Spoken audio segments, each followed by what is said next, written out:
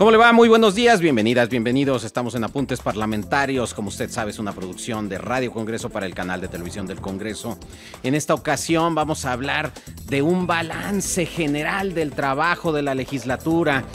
Recuerde que, pues bueno, ya se acabó prácticamente la legislatura, estamos cerrando una legislatura, estamos por iniciar otra. Con las elecciones se está configurando la nueva legislatura, sabremos quiénes serán los nuevos liderazgos, cómo se estarán configurando las comisiones, etcétera.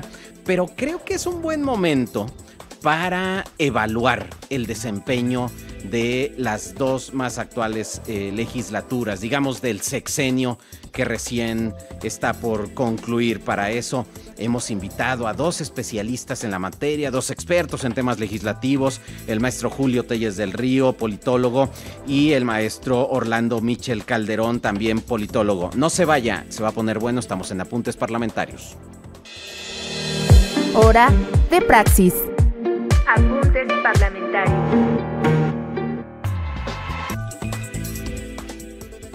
Es muy difícil saber cómo evaluar el trabajo de una legislatura, porque cuando nosotros vamos a la casilla, seguramente usted que nos escucha, cuando le dan la boleta para votar, ahora que lo tenemos reciente, que recién votamos, dices, ¿cómo evalúo el trabajo de mis legisladores? Es decir, ¿mi voto es prospectivo sobre lo que yo quiero que sea hacia el futuro? ¿O tomo en consideración cómo trabajó durante el tiempo pasado? Es decir, ¿qué tan representado me sentí? ¿O simplemente mi afinidad con un partido, mi afinidad ideológica o mi rechazo hacia un partido o una coalición en particular? Pero pocas veces nos detenemos a analizar el desempeño de un parlamento, de un congreso, de una legislatura. Y para que nos ayuden a hacer este ejercicio, hemos invitado a dos especialistas, como yo les decía, que han dedicado muchos años a estudiar justamente el legislativo. Primero tenemos al maestro Julio Telles del Río, quien es politólogo, estudió la licenciatura en el TEC de Monterrey y la maestría en el Centro de Investigación y Docencia Económicas. Es profesor universitario, ha publicado textos sobre temas legislativos en libros, revistas académicas y medios de divulgación. Se ha desempeñado laboralmente también en el sector público. Maestro Julio Telles, gracias por estar con nosotros en Apuntes Parlamentarios. Kenvir, el agradecido soy yo. Un gusto estar con ustedes. Muchas gracias, y como les decía, también nos acompaña el maestro Orlando Michel Calderón, quien es politólogo igualmente, aunque él del ITAM, maestro en políticas públicas por esa misma institución, cuenta también con estudios de maestría en Derecho Administrativo y de la Regulación por el ITAM. Cuenta con más de 20 años de experiencia en actividades relacionadas con el ámbito gubernamental y legislativo, donde ha sido consultor en materia de cabildeo, comunicación política, asesoría legislativa, y actualmente se desempeña como director general de Sinergia Asuntos Públicos, un despacho dedicado a de consultoría dedicado al diseño y desarrollo de estrategias de incidencia para el ámbito público y privado, monitoreo legislativo y regulatorio, tanto a nivel local como federal. Gracias, Orlando, por estar con nosotros en Apuntes Parlamentarios. El agradecido también soy yo, muchas gracias. A ver, yo les planteaba esto de salida. ¿Cómo evaluar una legislatura? Creo que es una de las cosas más difíciles porque las legislaturas son como multidimensionales, ¿no? Y entonces tienen como distintas esferas de desempeño y a veces nos vamos por la salida fácil, ¿no? Por ejemplo, cuando evaluamos un legislador, tiene 8 inasistencias. Bueno, no sabemos ¿por qué? ¿A qué se debieron? A lo mejor justamente esas inasistencias estuvo en una delegación en la Unión Interparlamentaria o en una interparlamentaria con el Congreso de Estados Unidos. O sea, no lo sabemos, pero a veces nos gana lo fácil. Pero bueno, para eso los hemos invitado, para que nos ayuden cómo podríamos evaluar mejor a una legislatura. Orlando, por favor. Bueno, yo creo que es una muy buena pregunta la que se hace, una buena reflexión. Muchos ejercicios recientemente que hemos visto, digamos, de evaluación, pues tienen que ver con el número de iniciativas presentadas, con las asistencias o inasistencias de los legisladores pues a las sesiones de comisiones, a las sesiones del Pleno. Y a veces creo que con esto se pierde el fondo de la discusión y la calidad de la discusión que se debe tener. Creo también, como bien lo dices, que el tema pues, de las variables que influyen, sobre todo en los fines que persigue un legislador específicamente, pues más allá de legislar y de legislar de la mejor manera posible por el bien del país, pues está también pues un fin legítimo en materia de su futuro político, en materia de la representación de su distrito y de los ciudadanos que viven en ese distrito, y que a veces es difícil de poderlo pues cuantificar, ¿no? Creo que las evaluaciones pues que han sido un buen esfuerzo de poder decir, bueno, pues tantas iniciativas presentadas, tantas iniciativas aprobadas, tantas asistencias o inasistencias, tantas participaciones en comisiones, pues es, digamos, un buen ejercicio pues para intentar darle objetividad claro, no es que a la sea medición. irrelevante, claro, no es que sea irrelevante, pero a lo mejor al concentrarnos en eso estamos dejando de ver otras cosas que pueden ser importantes, ¿no? Correcto. Lo difícil a veces es pues poder decir, oye, esta iniciativa, por ejemplo, o este dictamen, pues realmente sí es muy importante, está queriendo resolver un problema pues serio y además es un buen planteamiento. A veces es difícil poder hacer esa valoración porque implica además pues mayor tiempo, mayor concentración, sobre todo pues de todo lo que es presentado, ¿no? Y luego pues también un juicio de valor respecto de si eso es lo que se tenía que avanzar o no, y si se están obteniendo los fines que se pretenden con esa iniciativa de modificación de ley o no. Creo que ese es el gran reto que tiene, y sobre todo pues entender pues las funciones que tiene un legislador más allá de la presentación de iniciativas, la representación de sus electores, también por las funciones de fiscalización del Poder Ejecutivo y del Judicial, los nombramientos o no que se hacen de ciertos funcionarios. Creo que pues hay como estas dimensiones sobre las cuales también pues deberíamos de concentrarnos al momento de hacer una evaluación de los legisladores, ¿no? Claro. Julio, hace algunos años yo recuerdo que se decía que un buen legislador era aquel que tenía una alta tasa de aprobación de sus iniciativas, y entonces resultó que algún diputado se hizo famoso porque logró que le aprobaran como 20 iniciativas, todas de ellas prácticamente irrelevantes porque solo le cambiaban el nombre, actualizaban por ejemplo el nombre de Distrito Federal, la Ciudad de México, o ponía las ciudadanas y los ciudadanos, pero no cambiaba el sentido de la ley. Y entonces parecía en papel como que, bueno, este legislador sí tiene una alta producción, ¿no? A ver, esto nos desvía un poco la atención y hace que observemos cosas que a lo mejor no son tan relevantes. ¿Cómo debiéramos evaluar el trabajo? Tanto de una legislatura como de un legislador. Son como dos dimensiones distintas, ¿no? De acuerdo, Kenvirg. Con respeto a la gente que escribe con la mano izquierda, promover el Día Nacional de los Zurdos no me parece que sea un cambio muy relevante en la legislación, por poner uno de tantos ejemplos que se han buscado hacer conmemoraciones en México. Estando de acuerdo con esto, se ha vuelto, creo yo, para los legisladores una especie de fetiche el presentar y el después que te aprueben y el después cacarear que gracias a tu iniciativa hubo una ley, cuando sabemos, por cierto, también que en el proceso entre la presentación y la aprobación pasa la dictaminación, que muchas veces pues puede ser poco o incluso nada de lo que se acaba el contenido tomando del texto original. En ese sentido estoy de acuerdo con que la evaluación hacia el papel de un diputado, un senador, una diputada, una senadora, debe de ir más allá de sus asistencias, más allá de cuántas iniciativas presentó y al final cuántas le fueron aprobadas. Tendemos a veces a olvidar esta parte que mencionaba Orlando sobre la dimensión de la representación por parte de un diputado o un senador. En ese sentido es poco habitual, por ejemplo, que escuchemos en cuántas ocasiones un diputado de mayoría relativa acudió a su distrito para hablar con sus representados, algo que también por supuesto debería ser importante. Cuántos recursos logró que se asignaran a cierto distrito, lo que los académicos en Estados Unidos hablan de por barrel. Otra variable, por ejemplo, que podría ser interesante, cuántas veces subió a tribuna a posicionar un tema para su grupo grupo parlamentario o para su propia causa como una iniciativa.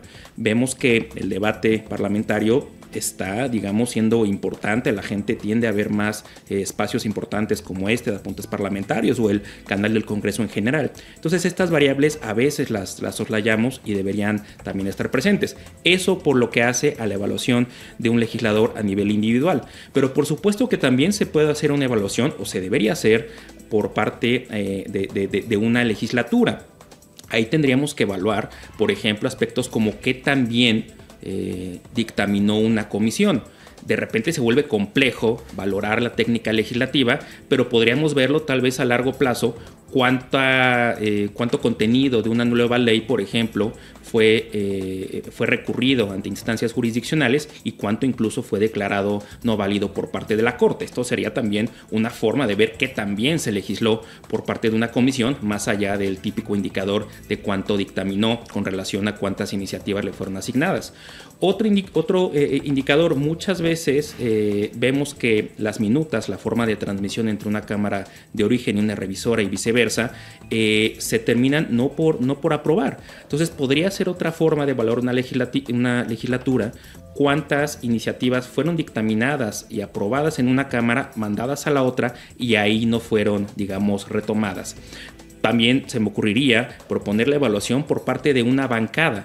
¿Qué tan cohesionada fue la bancada? Partiendo de la premisa que la cohesión es algo deseable en un grupo partidista, pero también qué tanto se dio cabida a disenso, qué tanto se dio cabida a la aprobación de reservas, por ejemplo, para una iniciativa y la bancada la acompañó, qué tanto se cumplió lo que se ofrecía en las plenarias de los grupos parlamentarios, o incluso qué tantas veces iniciativas fueron coautoreadas por legisladores de diferentes grupos parlamentarios. En fin, varios ítems que podrían ser útiles para la evaluación. Creo yo deberíamos de enfocarnos en qué queremos evaluar en vez de hablar de una única y objetiva evaluación. No, bueno, ya nos pusiste un listado de posibles indicadores sobre los cuales podríamos, variables sobre las cuales podríamos construir indicadores específicos de desempeño.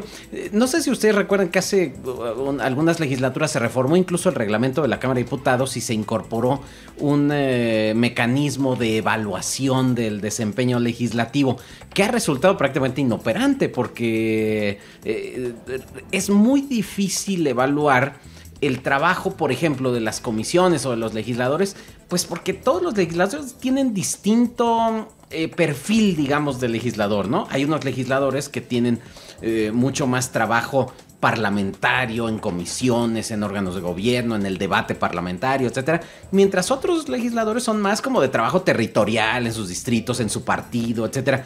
Y no es que unos sean mejores que otros, simplemente son estilos de hacer política diferente, ¿no? Y al final, pues es difícil como decir si este legislador es mejor que el otro. Pero en el caso, por ejemplo, de la legislatura, porque allí, pues bueno, ya será el ciudadano el que evalúe y vote a favor nuevamente de ese legislador, si es que se presenta nuevamente. Pero si pensamos, a ver, hagamos el ejercicio de pensar en las dos más recientes legislaturas, que son las del sexenio del presidente López Obrador.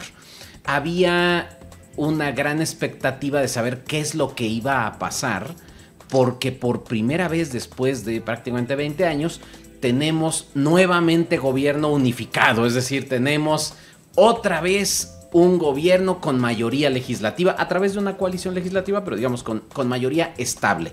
No tiene que estar negociando con la oposición para poder aprobar sus iniciativas, al menos de legislación secundaria.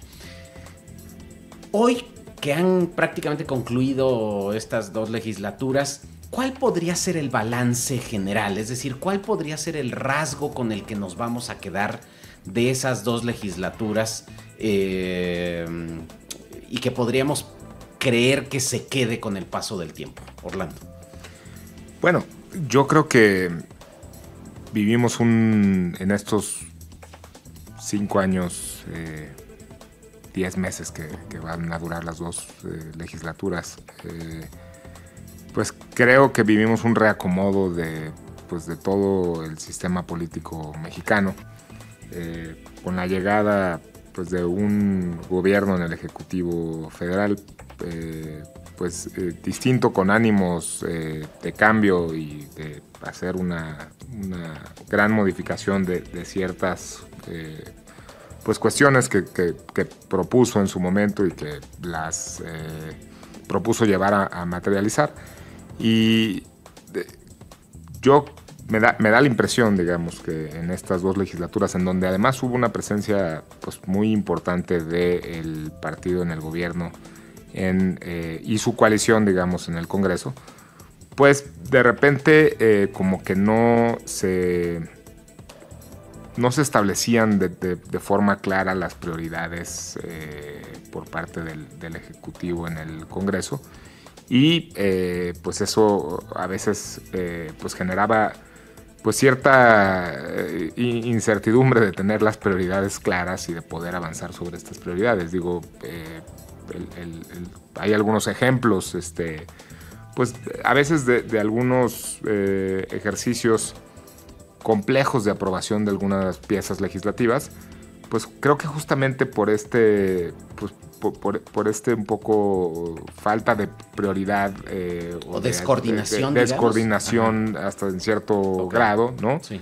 De poder llevar adelante pues con claridad, decirles, oigan, pues este tema pues nos interesa, queremos sacarlo pues al principio del periodo de sesiones y pues vamos a darle prioridad. Bueno, pues ni siquiera se han utilizado las iniciativas preferentes por parte del Ejecutivo, que pues claramente establecen una prioridad por parte del Ejecutivo en el Legislativo, y pues creo que esta descoordinación pues la hemos vivido con algunas piezas legislativas que han terminado en la discusión de su legalidad en la Corte, por temas de proceso legislativo, que además pues, creo que no debieron de haber llegado ahí pues, en función de esta presencia importante del partido en el gobierno, teniendo una mayoría en el Congreso. Y pues también me parece que en este último periodo, pues con la presentación de una serie de iniciativas de reforma constitucional y después pues presentando algunas iniciativas ya al final, pues que eran prioridad del Ejecutivo y del partido en el gobierno, y pues aprobándolas un poco como con cierta prisa que a lo mejor se pudo haber obviado, ¿no? Y creo que eso por una parte en la relación entre el Ejecutivo y el Legislativo. Claro, porque, perdón que te interrumpa, pero porque además no lo necesitaban, porque de todos modos tenían mayoría. Eso es un poco lo que está de fondo, ¿no? O sea, digo, bueno, pues no necesitando tener prisa, ¿no?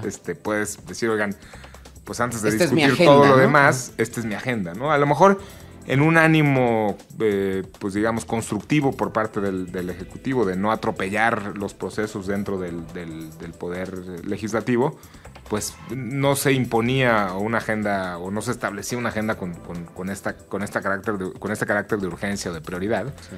Pero pues terminaba habiendo cierta descoordinación que terminó llevando piezas legislativas pues a la discusión de la legalidad en los procesos y en la forma en cómo y a su plena y a su invalidez por parte de la Corte en algunos casos, ¿no? Pero por cuestiones incluso pues de forma, ¿no? O sea, claro. de la forma en cómo se llevó a cabo el proceso de discusión de estos proyectos, y no llegando ni siquiera ya a la discusión de fondo de los temas, ¿no?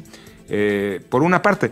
Luego, en la otra, pues creo que se alcanzaron consensos importantes en algunos temas en el ámbito, diría yo, pues de la justicia social.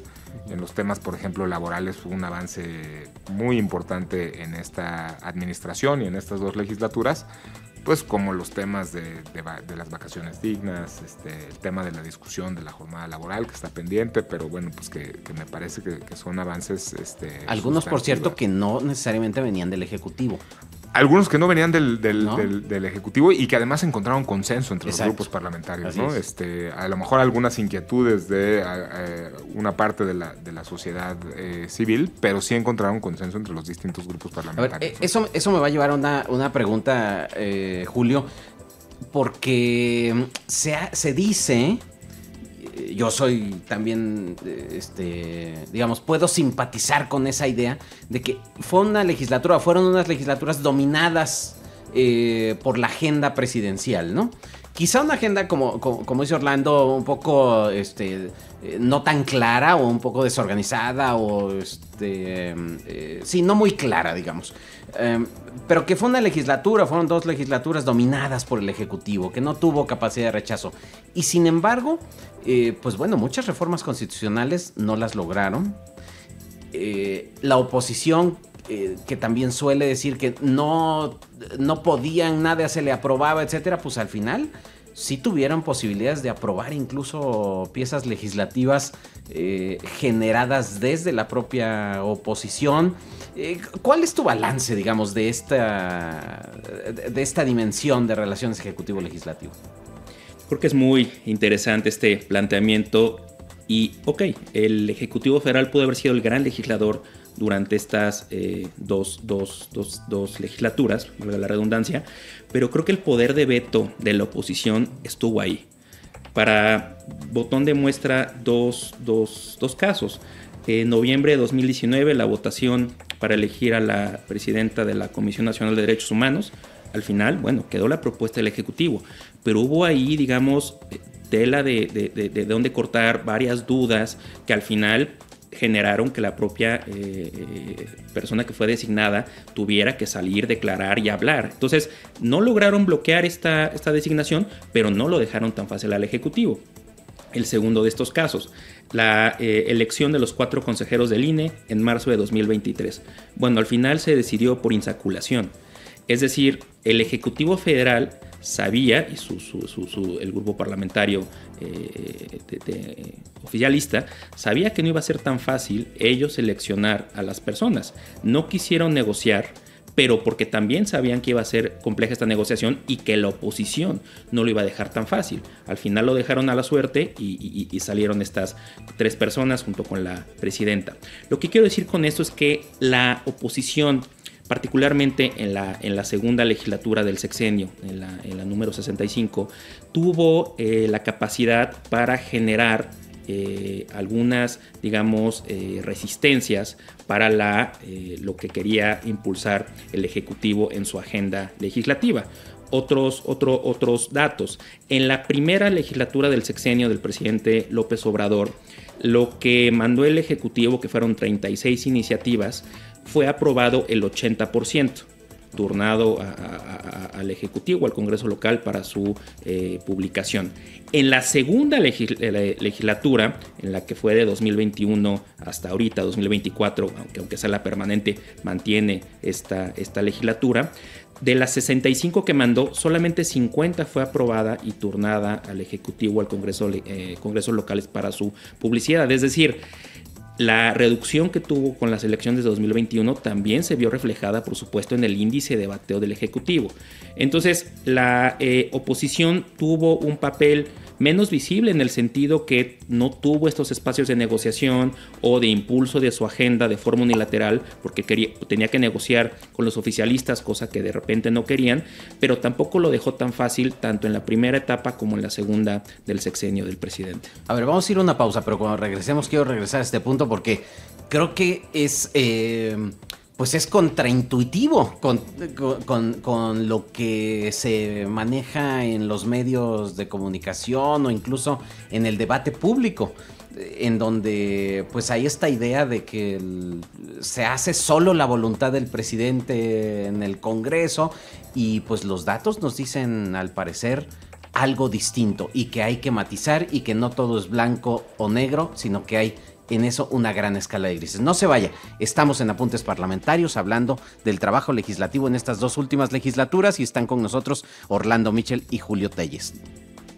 Estamos de vuelta en Apuntes Parlamentarios aquí en Radio Congreso del canal del Congreso. Estamos platicando sobre el trabajo legislativo en las 2 últimas legislaturas del sexenio con el maestro Julio Telles del Río, politólogo, especialista en temas legislativos, profesor universitario, y con el maestro Orlando Mitchell, también politólogo, maestro en políticas públicas, director general de Sinergia Asuntos Públicos. Y nos íbamos antes del corte con yo les decía, información contraintuitiva en donde pues no parece que arrase el Ejecutivo en la agenda legislativa. pues ahora sí que citando el clásico, nosotros tenemos otros datos de aquellos que dicen que todo lo decide el presidente. Sí, parece que no es así. Y no solo eso, sino que también parece que la oposición no es tan irrelevante a la hora de observar el desempeño en el ámbito legislativo, pero también en el ámbito decisional, por ejemplo, de designaciones. Por primera ocasión vimos que el presidente designó a una ministra de la Suprema Corte de Justicia, es decir, un escenario previsto constitucional, porque nunca se había dado por el rechazo a la terna que se envió, ¿no? Entonces, estamos viendo, por supuesto, tiempos inéditos, pero parece que la capacidad de resistencia también de la legislatura sí se está ejerciendo. Orlando, ¿cuál es tu reacción a estos datos que nos presenta también Julio Telles? Bueno, me parece que los datos que presenta Julio son datos muy interesantes. Creo que al principio de la administración y de cualquier administración y de la legislatura o de la primera legislatura de esa administración, pues hay un ánimo más de colaboración. Por eso, digamos, un poco el índice de aprobación pues termina siendo más alto en la primera legislatura que en la segunda, ¿no? Porque como que hay un mandato muy claro de los electores pues sobre quién ganó, cómo ganó y bueno, pues que tiene el derecho de presentar pues las reformas legislativas que considere pertinentes para poder llevar a cabo su administración de la mejor manera. Y pues eso como que se entiende por parte de la oposición. Conforme va pasando el tiempo, creo que también pues surgen la necesidad de hacer pues una posición distinta y de usar los recursos que tienen a su alcance, pues para intentar establecer una posición clara, cuando menos desde el legislativo, ¿no? Y esto fue lo que me parece que ocurrió. En el caso de las reformas constitucionales, pues se dio, cuando menos en el Senado de la República, el llamado bloque de contención, que pues buscaba establecer una posición más política que propositiva, pues porque era para lo que alcanzaban los votos del famoso bloque de contención, y pues que nos llevaron, digamos, al rechazo de las propuestas para el nombramiento del ministro de la ministra de la Suprema Corte de Justicia de la Nación, y pues que se debió más a establecer esta posición política en medio ya o cercanos ya a un ambiente pues claramente político electoral, cercano a la sucesión presidencial. Ahora, en anteriores sexenios, la negociación entre los partidos a veces se veía como algo malo, algo sospechoso, ¿no?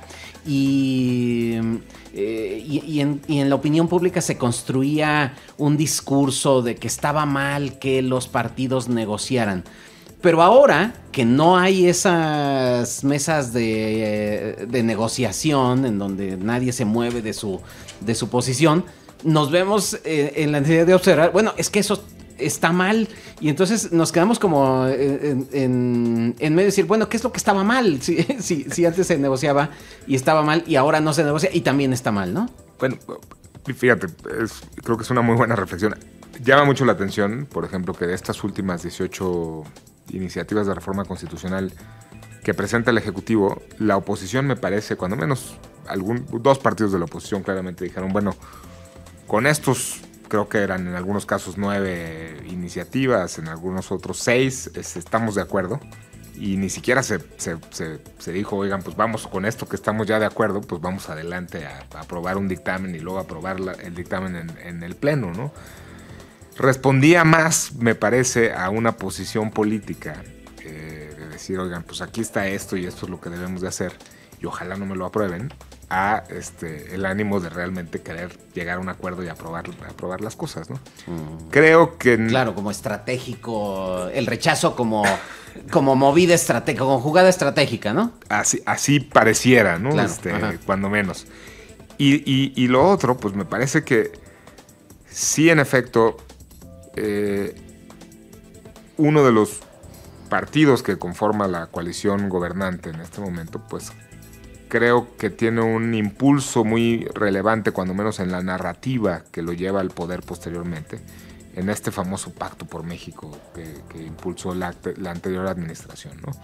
Y que llevó a una negociación o una concertación, como le llamaban, pues de distintos partidos políticos de distinto signo, que fue muy acusado por esta posición, y creo que eso pues metió en la discusión esta esta sombra de pues mejor no pactamos, mejor no negociamos, y cada quien pues que trabaje con lo que tenga. Aunque en la realidad muchas de las iniciativas que han sido aprobadas pues han tenido un amplio consenso por parte de la mayoría de los legisladores, ¿no?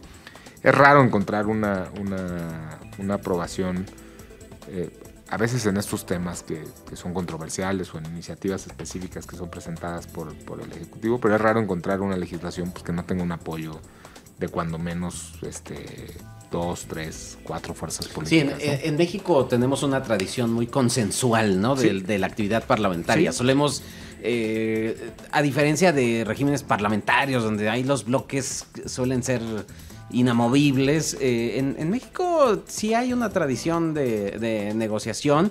Lo que pasa es que no se nota porque es mucho más nota periodística el disenso que el consenso, ¿no? Nos ibas a compartir unos datos, Julio. Gracias, Kenvirk.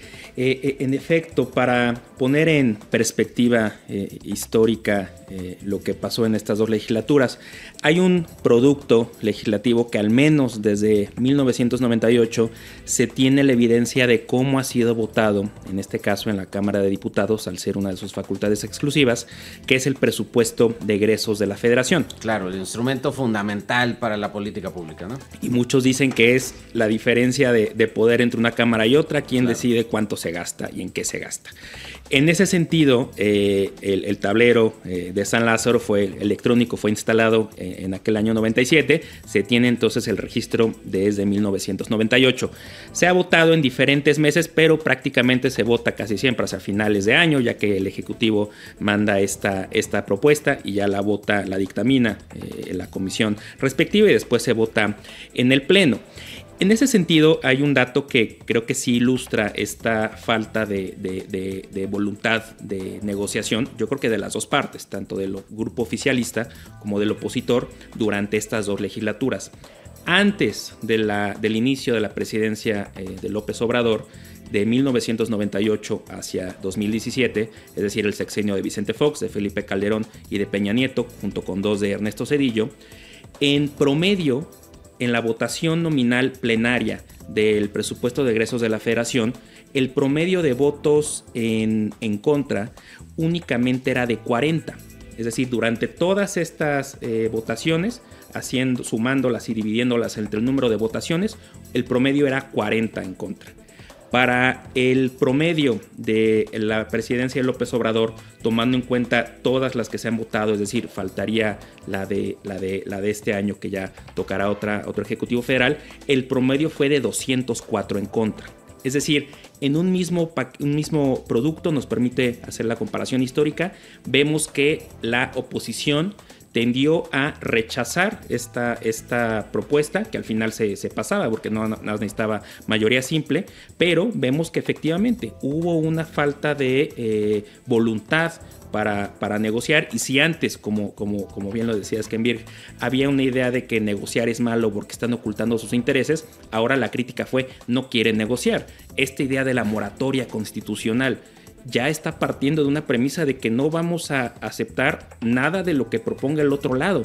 Oye, pero espérame, esto está alineado a tu agenda. No. Por ser propuesto por ti, no va a pasar. Bueno, creo que nos habla mucho de que los dos lados se fueron hacia un extremo que no querían negociar, consensuar, y que al menos en la segunda mitad del sexenio, con las reformas legales que requerían la mayoría simple, fue suficiente y para eso alcanzó. A ver, pero el presidente ha dicho sobre ese dato que has presentado que el problema de que hubiera tanta cohesión alrededor de la votación por el presupuesto era porque había, digamos, ciertos intercambios inconfesables, ¿no?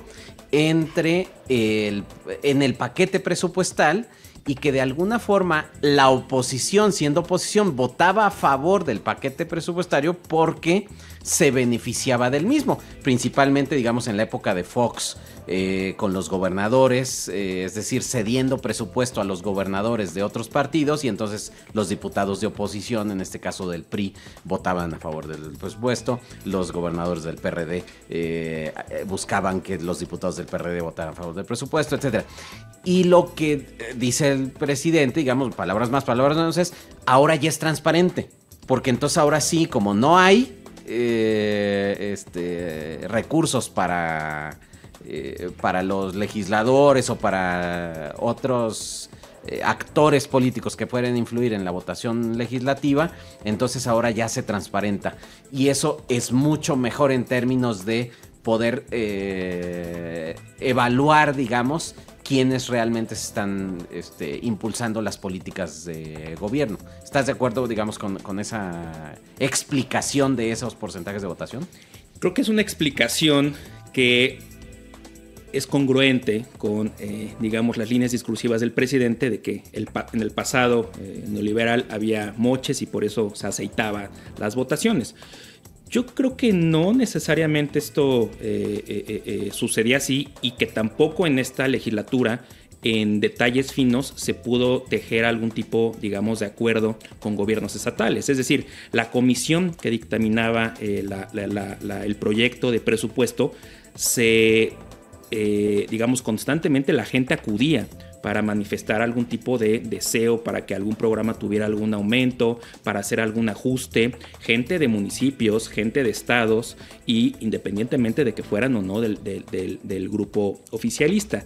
En este sentido, yo creo que más allá de poder considerar si hubo o no este tipo de intercambios, creo yo que más bien fue la forma de la oposición de decir, ni siquiera aquí en donde se diste yo voy a visibilizar o a publicar un apoyo para tu proyecto. Entonces, es difícil decir si antes los hubo, ahorita es difícil decir si los dejó de haber, pero independientemente de eso, creo que es una muestra de que la oposición no quiso acompañar proyectos, incluso si en la comisión hubiera habido votos a favor por parte de los opositores, porque finalmente se logró algún tipo de modificación respecto a lo que propuso Hacienda, que siempre fue así. Hubo, en unas veces más y otras veces menos, ajustes con respecto a lo que propuso el Ejecutivo, comparándolo con lo que se acabó aprobando. Bueno, sin duda, por supuesto que es un dato interesante para darle seguimiento, porque como es un producto que se va a estar votando año con año, vamos a poder ver si existen nuevos patrones de comportamiento o se mantiene la inercia de los últimos años. Orlando Michel, una de las cosas que platicábamos fuera del aire y que valdría la pena compartir con nuestro auditorio es que en ocasiones también se dice que en la última legislatura o en las dos últimas legislaturas se ha empobrecido el debate parlamentario. Es decir, que hoy vemos rudeza innecesaria, violencia en la tribuna entre legisladores. Y yo me preguntaba si esto es así o ahora es mucho más visible. Ahora a lo mejor estamos más atentos a lo que pasa en el Congreso. Y siempre ha estado ahí ese tipo de descalificaciones entre los distintos partidos políticos cuando se encienden los ánimos en un debate parlamentario. O si simplemente lo que estamos viendo es un proceso de adaptación de las legislaturas y los parlamentos a los nuevos tiempos, en donde hoy en día pues los instrumentos de comunicación son a través de estos mecanismos ágiles de redes sociales, TikTok, X, etcétera, en donde todo es 140 caracteres o un minuto o 40 segundos, etcétera. Y entonces pues muchos legisladores pues lo que quieren es tener ese tipo de reacción para poder viralizarse, ¿no? Bueno, yo creo que es una interesante reflexión por hacer. Creo que en efecto estamos viviendo nuevos tiempos. Tenemos, por ejemplo, un titular del Ejecutivo que pues tiene un instrumento muy poderoso de comunicación que es la conferencia de prensa mañanera de todos los días, en donde además pues él mismo hace un ejercicio de pues digamos de poner claro pues dónde están unos, dónde están los otros, como de querer hacer una diferenciación muy clara entre los políticos que están de un lado y los políticos que están del otro. Y eso pues evidentemente tiene una repercusión, o ha tenido una repercusión en esta administración en muchos sentidos, ¿no? Y no deja de ser el Congreso pues un lugar de resonancia de esa discusión, pues que se replica, digamos, en esta arena, ¿no? Y eso, junto con el hecho pues de que en efecto buscan tener visibilidad los legisladores por su interés legítimo, digamos, de su siguiente vida política, pues eso también le da un punto importante pues para ser más protagónicos, tener una posición más clara, más breve, y eso es lo que ha hecho pues este debate de esta manera. Creo también que a veces el debate que se da de manera pública, digamos, por ejemplo, en el Pleno, pues a veces te deja ver una parte del Congreso que no es todo lo que hay detrás de eso, ¿no? O sea, hay mucho trabajo también en las comisiones, mucho trabajo de negociación, pues de manera en los intercambios informales, digamos, de información, de comunicación, de convencimiento, de querer impulsar un proyecto, o de querer poner sobre la mesa alguna inquietud que se tiene sobre algún proyecto específico. Y eso pues creo que pues a lo mejor se le da una dimensión mayor a esta discusión que se da en el Pleno, que se dan en comisiones sobre temas específicos, en donde pues sí se quiere hacer una posición muy clara, tanto de un grupo parlamentario o de otro. Sí, claro, a lo mejor más posiciones mucho más claras políticamente, y que no haya duda de cuáles son las distintas posiciones de un debate. Julio. Creo que esta idea de que legislatura a legislatura el debate parlamentario político se va empobreciendo parte un poco de una idea de nostalgia, de que cualquier tiempo pasado fue mejor. No dudo que los debates, por poner un ejemplo de Javier Corral contra Fernández Noroña, que por cierto ahora la llevan muy bien, hayan tenido, digamos, mayor rigor técnico parlamentario que los actuales de Lili Téllez contra Lucio Trasviña en el Senado. Pero también creo que, como bien lo decías, Kenvirk, se están adaptando los legisladores a su tiempo. Ya están incluso reproduciendo audios de voz desde su celular en tribuna. Ya están tratando de poner carteles más dinámicos. Atractivos visualmente. Más atractivos. Claro. Entonces, más allá de si es... Ya no son las orejas de burro de Fox, ¿no? Ya son... ¿no? Ya no es eso, ya es incluso la botarga un performance más sofisticado, ¿no? La botarga de dinosaurio de Xóchitl Gálvez, o el cartel de dónde está Citlali, de Lili Téllez, o estrionismo de la propia Lili Téllez. En fin, creo que sí ha sido más estridente el debate, pero también creo que sigue habiendo estos legisladores que suben a tribuna a buscar, digamos, hacer posicionamientos mucho más técnicos. En el propio Senado, pienso por ejemplo en el senador Ricardo Monreal, que siempre busca ser más acucioso en lo que dice, haciendo referencias más legales, por parte de la oposición, por ejemplo en Beatriz Paredes.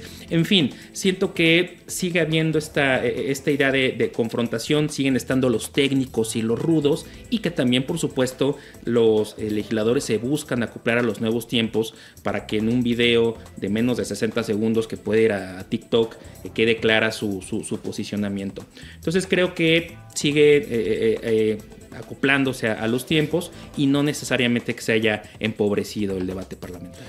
Bueno, pues ya nos vamos, porque se nos ha ido volando el tiempo en esta mañana en Apuntes Parlamentarios con Orlando Mitchell y con Julio Téllez. Un último comentario para decir, a ver, ustedes si pudieran calificar con algún adjetivo a estas últimas legislaturas, ¿cómo la calificarían? Pues yo pensaría que vivimos un periodo de adaptación, de un nuevo orden del sistema político mexicano y eso, o sea, como un periodo de transición y adaptación a unos nuevos tiempos que estaremos viviendo, ¿no? Gracias, Orlando. ¿Dónde pueden contactarte quienes quieran seguirte o contactar, saber lo que hacen en Sinergia Asuntos Públicos? Bueno, en la página electrónica de Sinergia Asuntos Públicos y también en mi Twitter, que es omichel2012. Ahí estamos atentos a cualquier comentario que tengan. Gracias por haber venido, Orlando Michel. Muchas gracias. Julio. Muchas gracias. Bueno, a riesgo de simplificar, pero de esto se trata, dar un corolario, un colofón.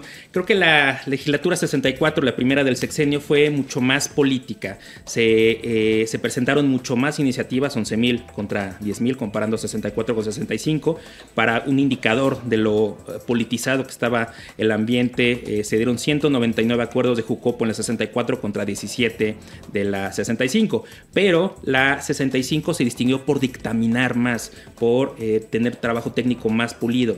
En la 64 se dictaminaron 89 en total y en la 65 307 que fueron aprobadas y turnadas al Ejecutivo. Entonces creo que vimos cómo en la primera se asentaron las bases del debate y que incluso muchos de la 64 repitieron en la 65 y esto permitió que lo que se había presentado y quedado rezagado se dictaminara y se aprobado. En fin, el Congreso, independientemente del ruido exterior, continuó trabajando, dando resultados y ya veremos qué nos depara la 66. Muchísimas gracias, maestro Julio Telles. Gracias por habernos acompañado. ¿Dónde pueden seguirte? @Julio Telles en Twitter, ahora X. Muchísimas gracias, maestro Julio Telles, maestro Orlando Michel. Gracias, nos vamos, estamos por irnos y le agradecemos al equipo de producción encabezado por Lulú Ruiz, Cassandra Guzmán en la operación. Yo soy Kenvir Puente, nos vemos la próxima aquí en Apuntes Parlamentarios.